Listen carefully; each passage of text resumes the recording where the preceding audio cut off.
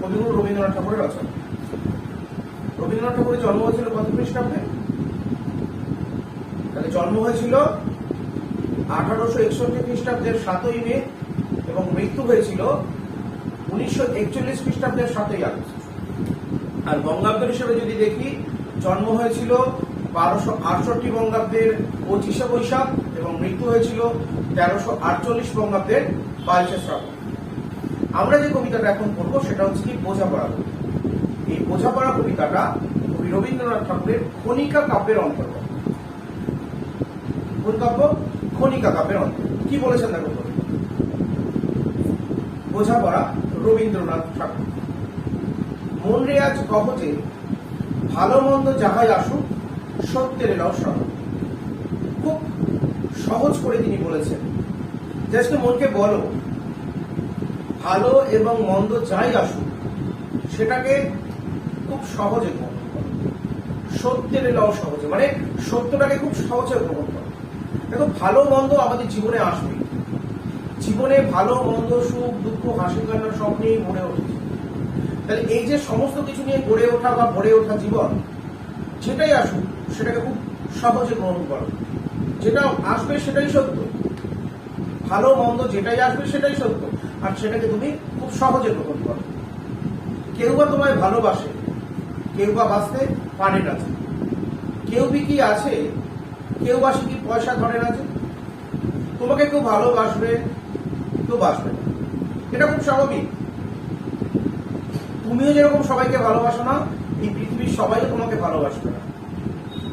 কেউ পয়সার জন্য বিকিয়ে যায় এবং কেউ সামান্য পয়সার ধার ধরে না, এবং এটা চরম বাস্তব কথা। এগুলো কিন্তু বানিয়ে বলছেন না। তুমি যদি দেখো তোমার আশেপাশের প্রকৃতিতে, তাহলে খুব সহজে তুমি এগুলো দেখতে পাবে। কত কটা যে স্বভাব তাদের, কত কটা ভাই তোমারও ভাই, কত কটা এ ভাবের গতি সবার করে নহে সবাই। বলছে কিছুটা তাদের স্বভাব দোষ, আবার কিছুটা তোমারও আছে, অর্থাৎ দোষ তোমারও আছে, ভালো মন্দ নিয়েই আমরা জানি আমি করি। তো কতটা এই ভাবের গতি সবার তরে নয় সব, কিছুটা ভাব রয়েছে, অর্থাৎ ভাবের আবেগে গা ভাসিয়ে দেওয়া। কিন্তু আবারও কবি বলছেন তার পরের লাইনে, সবাই একই রকম হয় না, অর্থাৎ এক একটা মানুষ এক এক রকমের হয়। তোমায় কত ফাঁকি দেবে, তুমিও কত দেবে না। অর্থাৎ কি, কেউ কেউ তোমাকে ফাঁকি দেবে, আবার তুমিও কাউকে ফাঁকি। এবং সত্যি কথা এটাই, আমরা কখনো না কখনো কাউকে না কাউকে কোনো না কোনো ভাবে কিন্তু ফাঁকি দিই, আবার অনুরূপ ভাবে কেউ আমাদের কখনো না কখনো কিন্তু ফাঁকি দিচ্ছে। এবং তোমরা আশা করি অনেকেই দেখেছো, তোমাদের নিজের চোখে হয়তো দেখা, হয়তো সে তোমার সঙ্গে রয়েছে, ফোন এসছে, তাকে ফোনে বলছে হ্যাঁ আমি রাস্তায় আছি। অন্তত আমার নিজের চোখে দেখা এরকম অনেক ঘটনা আছে। সে হয়তো ট্রেনে করে যাচ্ছে, সে বাড়িতে ফোন করছে বা অফিসে ফোন করে বলছে এই তো রাস্তায় আছি বা এই তো জ্যামে আছি। সুতরাং এইটাই ফাঁকি দেওয়া। আমি বলছি না তার মানে তুমিও করেছো, কিন্তু কোনো না কোনো ভাবে আমরা কখনো না কখনো কাউকে ফাঁকি। ধরে নাও মাস্টারমশাই পড়া দিয়েছে, তুমি পরের দিন মাস্টারমশাইকে পড়া না দিয়ে বললে স্যার শরীর খারাপ হয়েছিল, ম্যাডাম শরীর খারাপ হয়েছিল, তাহলে এটাও ফাঁকি দেওয়া। ফাঁকি দেওয়া, তুমি কাউকে কিছুটা ফাঁকি দেবে, কেউ তোমাকে কিছুটা ফাঁকি, তাই না? তারপরে বলছে দেখো, তোমার ভাগে কত পড়বে, পরের ভাগে থাকবে বাকি, কিছুটা তুমি পাবে, সবটা পাবে না। কোনোদিনও কোনো কিছু সবটা কেউ পায় না, কিছুটা তুমি পাবে, আবার কিছুটা অন্যজন পাবে। মান্ধাতারাই আমল থেকে চলে আসছে এমনি রকম। মান্ধাতারা মানে সেই প্রাচীন কাল, সেই অনেক অনেক অনেক আগে থেকে এই নিয়ম চলে আসছে। তোমারই কি এমন ভাগ্য বাঁচিয়ে যাবে সকল যখন? বলছে তোমার এমন কপাল নেই যে তুমি সমস্ত কিছু বাঁচিয়ে খুব সহজে এগোতে পারবে।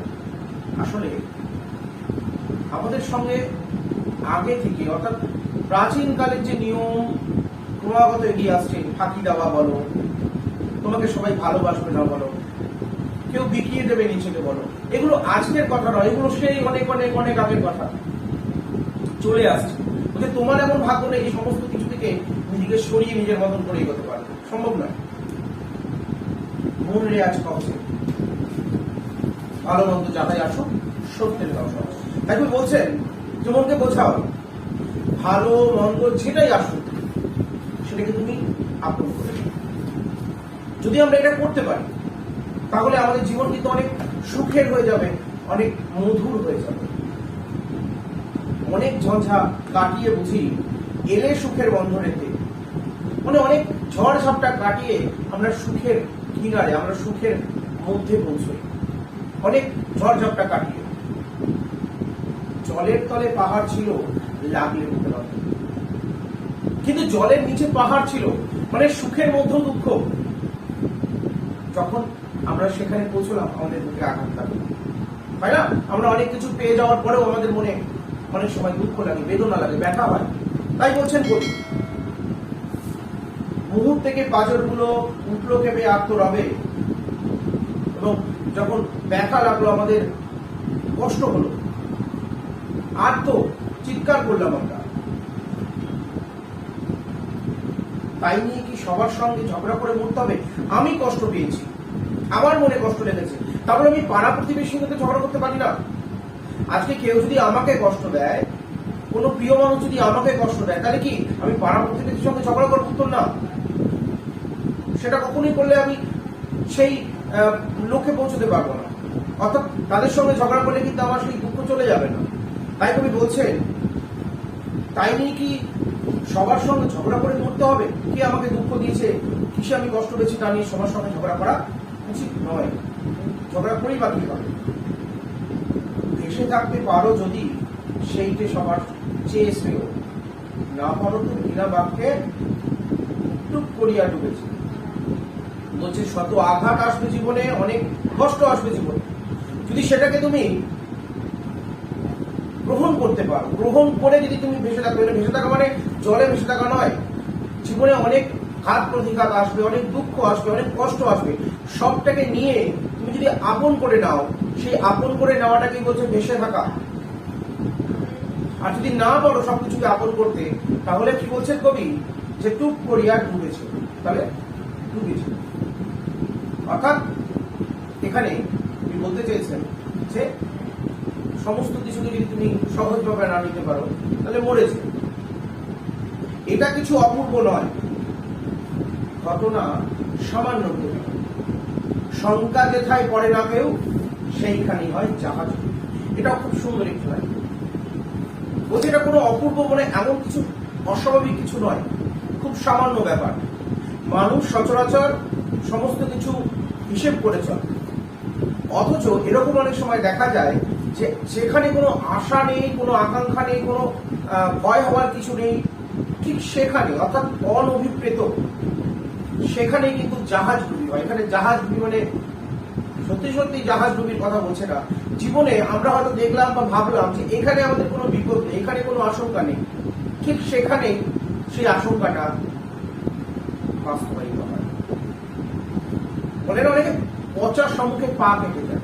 দেখা যাচ্ছে তুমি সমস্ত জায়গায় দেখে দেখে যাচ্ছ, দিয়ে ভাবছো এখানে কিছু নেই, ঠিক ওখানেই সম্মুখে তোমার পা কেটে যায়। এটাই অর্থাৎ আমরা যেখানে কোনো বিপদের আশা করি না, আমরা যেখানে কোনো এমন কিছুর আশা করি না, দুঃখের আশা করি না, ঠিক সেখান দিয়েই হয়তো আমাদের জীবনে সেরকম কোনো কিছু একটা চলে আসে।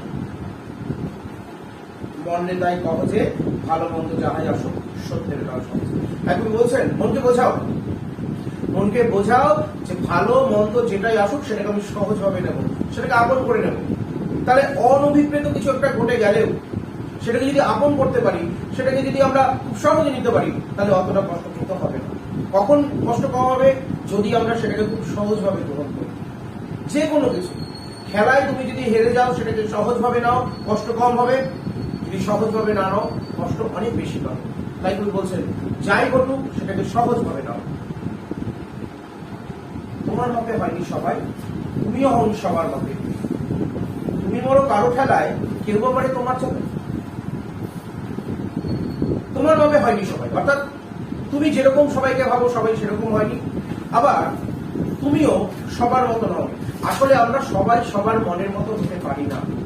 তুমি খেয়াল করবে, তুমি সবার কথা বাদ দাও, তুমি কিন্তু তোমার বাবা বা মায়ের মনের মতনও হতে পারবে।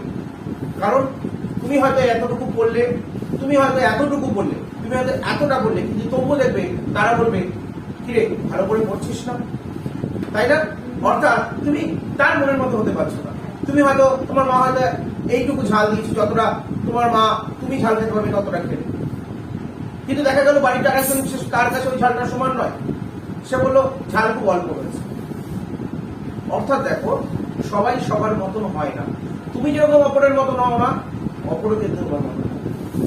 তাই বলছে তুমি তোমার মাপে হয়নি সবাই, তুমিও হওনি সবার। তুমি বলো কারোর ঠেলায় কেউ আবার তোমার চাপে, অর্থাৎ কেউ তোমাকে চাপ প্রেশার দিচ্ছে, আবার তুমি কাউকে প্রেশার দিচ্ছ। খুব সহজ নিয়ম এটা, খুব সাধারণ নিয়ম।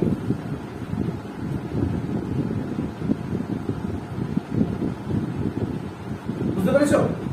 যেমন একটা এক্সাম্পল দিচ্ছি, ধরে নাও তোমার বাবা তোমার দাদাকে বললো এই যা দোকানটা নিয়ে আয়। তাহলে তোমার বাবা তোমার দাদাকে চাপ দিচ্ছে, তোমার দাদা কি করছে? তোমাকে চাপ দিচ্ছে, এই যা দোকানটা নিয়ে। এবার তোমার হয়তো একটা ভাই আছে, তুমি বলছো যা দোকানটা নিয়ে। তাহলে কেউ তোমাকে চাপ দিচ্ছে, আবার তুমি কাউকে চাপ দিচ্ছ। নেক্সট বলছে তবু ভাবে দেখতে গেলে এমন কিসের টানাটানি, তেমন করে হাত বাড়ালে সুখ পাওয়া যায় অনেক। উনি বলছেন তবু যদি দেখবো এত কিসের টানাটানি, এত কিসের টানা আছে, তেমন করে যদি ভাবো সুখ পাওয়া যায় অনেক। অর্থাৎ কি, আমরা যদি সমস্তটাকে আবারও বলছি খুব স্বাভাবিক ভাবে নিয়ে যে দাদা তো আমাকে তো বলবে, আমি যেতেই পারি। বাবা আমাকে বলবে, আমি যেতেই পারি। মা তো বলবেই আমার ভালো রেজাল্ট চায়, সুতরাং আমি করতেই পারি, সে বলতেই পারে। ওই দাদা তো ঝাল বেশি খায়, তার ঝাল অল্প লেগেছে, সে বলতেই পারে। সুতরাং আমরা যদি খুব স্বাভাবিক ভাবে নিই, খুব সহজ ভাবে নিই, সুখ পাওয়া যায় অনেক। জীবনটা অনেক মধুময় হয়ে ওঠে, অনেক সহজ হয়ে ওঠে। কেউ একজন ভালো পড়াশোনা করে, কেউ একজন করে না। স্কুলে দেখবে, তোমার স্কুলে তুমি যদি খেয়াল করে দেখবে, একজন আছে যে সমস্ত প্রশ্নের উত্তর দিদিমণি ধরলেই বলতে পারে, আবার একজন আছে যে অত ভালো বলতে পারে না কিন্তু খেলাধুলোয় ভালো। তাহলে সে স্বাভাবিক খেলাধুলোয় ভালো, আর তুমি পড়াশোনায় ভালো, তুমি তোমার বন্ধু পড়াশোনায় এক ভালো, একজন খেলাধুলোয় ভালো। তাহলে ওটাই স্বাভাবিক, ওটাকেই সহজ করে নাও যে আমার দুই বন্ধু দুদিকে ভালো। তুমি হয়তো কোনো দিকে ভালো না, কিন্তু তুমি দুটোই ভালো পারো, খেলতেও মোটামুটি ভালো পারো, পড়াশোনাও মোটামুটি ভালো। তাহলে সেটাকে যদি আমরা সবাই খুব স্বাভাবিকভাবে নিই, তোমার মা যদি, তোমার বাবা যদি স্বাভাবিকভাবে না যে আমার মেয়ে যতটা আছে ততটাই ভালো, আর একজন তো ততটাও পারে না, তাহলে খুব সহজ হয়। কিন্তু বাস্তবে দেখতে গেলে মা বাবারা সবসময় কার সঙ্গে তুলনা হয়? তোমার থেকে যে ভালো তার সঙ্গে তুলনা হয়। এই তুই ওকে দেখেছিস, ও কতক্ষণ করে তোমার সঙ্গে, তার তুলনা দেয় না যে সারাক্ষণ তোমার থেকে কম করে রাস্তায় চলে চলে। আসলে তারা তার ভালো চায়। তাহলে আমরা যদি সেটাকে স্বাভাবিকভাবে গ্রহণ করি যে মা তো ভালো চায়, তাহলে আমাদের কাছে খুব সহজ। আবার মা যদি এটা ভাবে আমার ছেলে যতটা পারছে করছে, সেটা খুব স্বাভাবিক। বাবা যদি এটা ভাবে যে তার যতটা চেষ্টা করার করছে, তাহলে তাদের কাছেও জিনিসটা স্বাভাবিক, তোমাকে সারাক্ষণ করার জন্য বকবে না। আকাশ তবু সুনীল থাকে, মধুর থেকে ভোরের আলো, মরণ এলে হঠাৎ দেখি মরার চেয়ে বাঁচাই থাকে। মানে আমরা অনেক সময় কি প্রেশারে ভাবি যে মরে যাবো, আর নিতে পারি না যখন। তবে এত প্রেশার থাকলেও কিন্তু আকাশ তবু নীল, আর ভোরে কিন্তু সকাল হয়, আলো হয়। তাহলে যখন আমরা মনে হয় যে প্রচুর চাপ পড়ে যাচ্ছে, আমাদের জীবনে শুধু দুঃখ আসছে, তখন তো ভাবি যে মরে যাওয়াই ভালো, কিন্তু সেই সময় আবার মনে হয় মরার থেকে তো বাঁচাই ভালো। আসলে এটা বাস্তব কথা, মানুষ মরতে চায় না, মানুষ বাঁচতে চায়। যাহার লাগে চোখ বুঝে বহি দিলাম অশ্রু সাগর, তাহারে বা দিয়েও দেখি বিশ্বভুবন নষ্ট। কাউকে আমি খুব ভালোবাসি এবং সে আমাকে কষ্ট দিয়েছে, বা তার জন্য আমি কেঁদে কেঁদে কান্নাকাটি করে একসার করে দিলাম, অথচ দেখলাম যে তাকে ছাড়াও এই বিশ্ব ছোট নয়, অনেক বড়। তাহলে কারোর জন্য চোখ, মানে কাউকে খুব ভালোবাসি, সে আমাকে আঘাত দিয়েছে, আমি চোখ বেয়ে কালি কেঁদে চোখ দিয়ে জল পড়ে চোখটা আমি খুব কান্না করছি। আমি যদি সেটাকে অন্যভাবে সহজভাবে নিয়ে দেখি, তাহলে দেখবো যে সে সামান্য একজন মাত্র। তাই দেখবে, বাস্তব কথা বলছি, তোমার পরিবার পরিজনের রিলেটিভের মধ্যে কেউ মারা গেলে আমরা প্রথমে অনেক কষ্ট পেলেও একটা সময় আসে যখন তাকে নিয়ে ভাববার সময় থাকে না, আমরা এতটাই ব্যস্ত হয়ে পড়ি। হ্যাঁ, সে যখন মারা যায় অবশ্যই দুঃখের, শোকের, কষ্টের, কিন্তু একটা সময় আসে যখন তাকে বাদ দিয়ে এই সংসারে আমাদের চলতে হয়। কারণ জগৎ ছোট নয়, অনেক বড় জায়গা। মরলে তাই অহজে ভালো মন্দ যাহাই আসুক সত্যের কাছে। তাই মনকে বোঝাও, ভালো মন্দ যেটাই আসুক সেটা খুব সহজভাবে গ্রহণ করবে। নিজের ছায়া মস্ত করে অস্তাচলে বসে বসে নিজের ছায়াকে বড় করা। যখন সূর্য অস্ত যায় তখন ছায়া অনেক বেড়ে যায়, এবং সূর্য যখন মাথার উপরে থাকে তখন ছায়া সবথেকে কম হয়। নিজের ছায়া মস্ত করে অস্তাচলে বসে বসে আধার করে তোলো যদি জীবনখানা নিজে। অর্থাৎ তুমি বসে বসে যদি ভাবিয়ে দাও, সময় ব্যয়িত করে দাও, জীবনকে অন্ধকারাচ্ছন্ন করে দাও, সেটা কেবলমাত্র তোমার আর কারোর দোষ নয়। বিধির সঙ্গে বিবাদ করে নিজের পায়ে কুড়োল মারো যে ভগবান আমার সঙ্গে এটা হয়েছে, সব বিধির বিধান, কপালের দোষ। তাহলে বিধির বিধান দিয়ে কোনো লাভ নেই। তুমি বিধির বিধান যদি দাও, ভাগ্যের দোহাই যদি দাও, ভগবানের দোষ যদি দাও যে কপালে জানি কিছু তাই হয়েছে, তাহলে নিজের পায়ে নিজে কুড়োল মারো, অর্থাৎ নিজের ভালো দিকটাকে নষ্ট করে দেওয়া। দোহাই তবে এই কার্যটা যত কষ্ট। রবি ঠাকুর বলছেন যে ফেলে না রেখে দোহাই এই কার্যটা যত বড় তাড়াতাড়ি করো, অর্থাৎ নিজের পায়ে কুড়োল মারো। খুব খানিকটে কেটে কেটে অশ্রু ঢেলে ঘড়া ঘড়া মনের সঙ্গে একরকম করে নেবাই বোঝাপড়া। তাহলে কবি আগের লাইনে বললেন যে ভগবানের সঙ্গে বিধির সঙ্গে বিবাদ যদি করতে হয় নিজের পায়ে কুড়োল মারার মতো, আর যদি তুমি সেটা করতেই চাও তাড়াতাড়ি করে ফেলো। তারপরেই বলছেন কিছুটা অনেক কান্নাকাটি করে অশ্রু ঢেলে ভরা ভরা, মানে কলসি কলসি জল মনের সঙ্গে এরকম করে নেবে, কান্নাকাটি করে তুমি বোঝাপড়া করে নাও। দেখো আমরা আবারও বলছি, যদি সহজভাবে সবকিছু গ্রহণ করি তাহলে এত কান্নাকাটি করার দরকারই নেই। যদি সহজভাবে গ্রহণ করতে না পারি তাহলে এইরকম ঘড়া ঘড়া জল আমি চোখের জল ফেলবো, এভাবেই মনকে বোঝাবো। সে চলে গেছে কান্নাকাটি, তো সে চলে গেছে, আমরা যদি সেটাকে স্বাভাবিকভাবে নিই তাহলে আমাদের ঘড়া ঘড়া জল হতে ঢালতেই হবে না। তাহার পরে আধার পরে প্রদীপখানি জ্বালিয়ে তোলো, ভুলে যাবাই কাহার সঙ্গে কতটুকু তফাৎ। তারপর অর্থাৎ কান্নাকাটি করে নেওয়ার পর কবি বলছেন যে অন্ধকার রয়েছে, সেই অন্ধকারের মধ্যে প্রদীপ জ্বালা, এবং প্রদীপ জ্বালা মানে আলো উজ্জ্বলন করা, প্রজ্বলন করা, এবং তারপরে তুমি ভুলে যাও কার সঙ্গে কোনটুকু তফাৎ। খুব সহজ করে বলতে চাইছিল যে আমরা যদি সমস্ত কিছুকে সহজভাবে নিই, আমরা যদি কারোর সঙ্গে কখনো কোনো পার্থক্য করতে না চাই, তাহলে জীবন অনেক মধুময় হবে, অনেক সহজ হবে। খুব স্বাভাবিকভাবে আমরা সমস্ত কিছুকে যদি গ্রহণ করি তাহলে কিন্তু আমরা সহজেই জীবনে এগোতে পারব। মনে তাই কহ যে ভালো মন্দ যাহাই আসুক সত্যের লও সহজ। তাই বলছেন যে মনকে বোঝাও, ভালো মন্দ যেটাই আসুক সেটাকে খুব সহজভাবে নেবে। আর যদি এইভাবে আমরা নিতে পারি তাহলে সমস্ত কিছুই কিন্তু সহজ হয়ে যাবে। কেমন? আশা করি বুঝতে পেরেছো।